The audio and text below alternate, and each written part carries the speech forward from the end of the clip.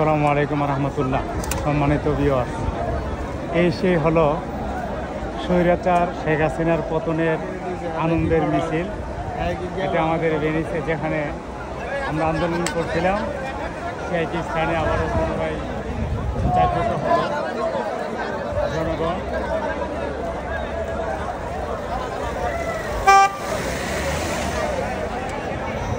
স্বৈরাচার পতনের আন্দোলন মিছিল, আনন্দ মিছিল। শেখ হাসিনার পতনে বাঙালি সারা পৃথিবীতেই আনন্দের বন্যা বয়ে দিচ্ছে।